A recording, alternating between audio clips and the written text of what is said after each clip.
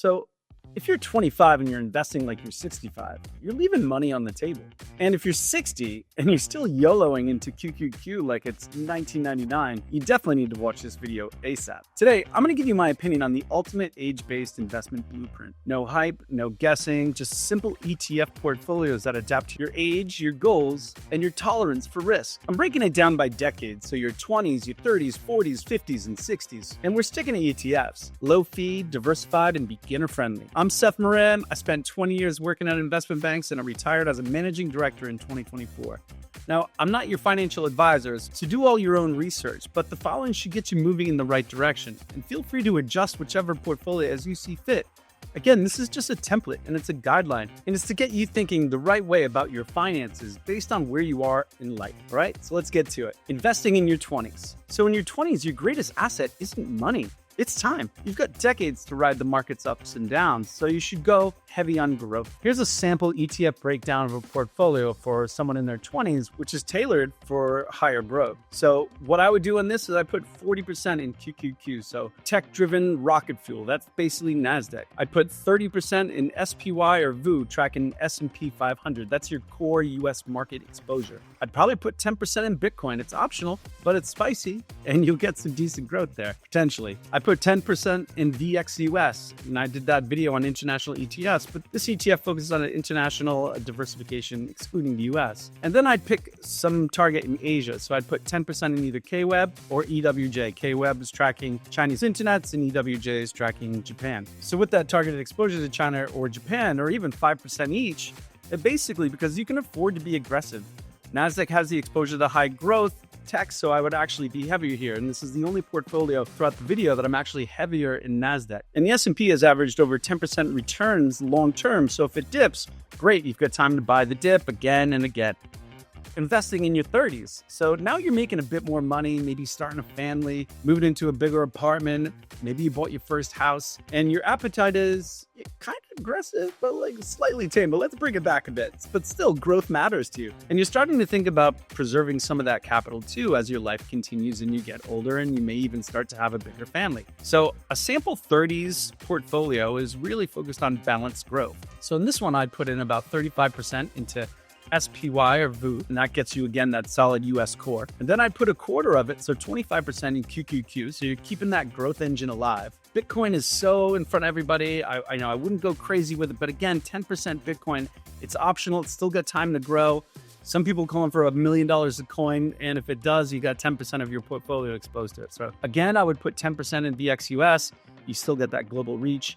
And now I'd put 10% in either in a gold ETF. So personally, I'd probably put it in UGL. I mean, you got your hedge against inflation, and it's a long-term store of value.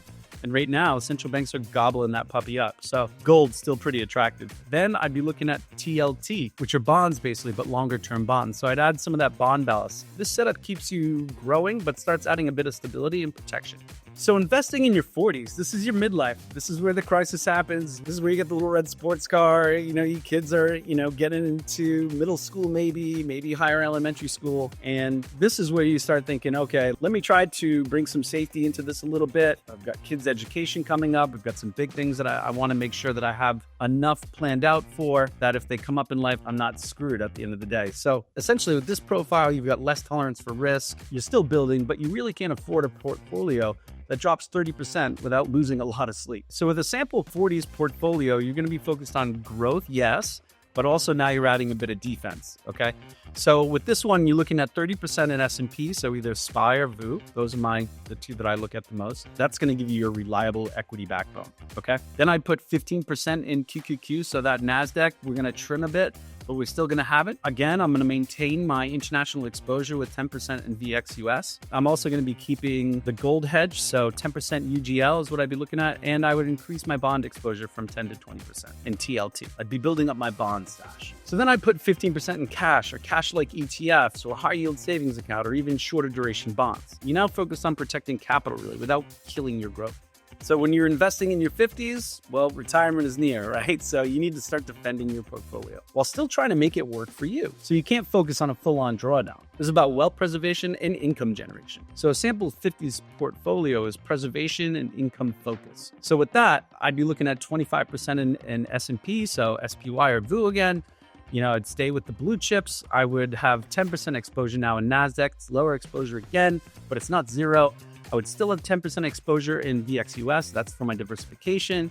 I'd have 10% in UGL because gold is your friend in times of trouble, and 25% in TLTs. My longer term bond growth is starting to increase. I'm looking for that yield. Also, I would have 20% in that cash. My cash equivalents would be increasing. Cash, short-term bonds, high-yield savings account, or even dividend ETFs. So this portfolio is built to absorb shocks, really, not to absorb moonshots or chase 10-baggers. We're not looking for that at this stage in our life. So let's look at this one. Investing in your 60s plus, you could even say, this is no longer about building wealth. It's about keeping what you've built. There's no room for wild swings, but inflation is still your enemy here, so you can't really ditch stocks altogether. Basically, a sample 60s portfolio is conservative, and it's very aware of inflation, okay? So with this, I'd be looking at 20% in S&P again, so that's SPY or VU. Stocks still fight inflation on appreciation. I would be lowering my NASDAQ exposure in QQQ to 5%.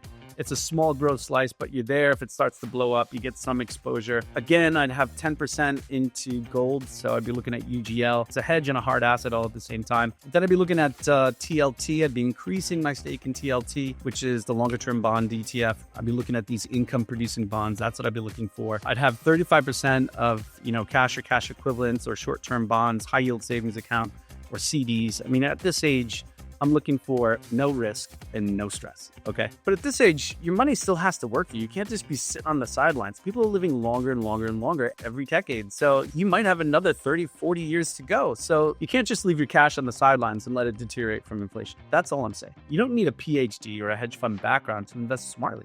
You just need the right strategy for the right season of life. Don't copy your friend's portfolio or listen to what they did or how much money they made on this stock or that stock. Build your own based on where you are in life. That's your age base, that's financially, that's what kind of expenditures do you have coming up in the next 1 year, 5 years, 10 years. That could break your bank account if you're not prepared financially. Now, if you want to get started with this kind of model portfolio strategy, hit the like button, share this with someone who you think needs it, and drop a comment. Let me know what your age is and what's your investing style. You want to know a little bit more about ETFs? Check out my video on ETFs. Smash that like and subscribe for more of this real talk. Thank you for watching my channel, Monstah Capital. So remember, kindness is the rent we pay on earth, so do something nice for someone. See you in the next one.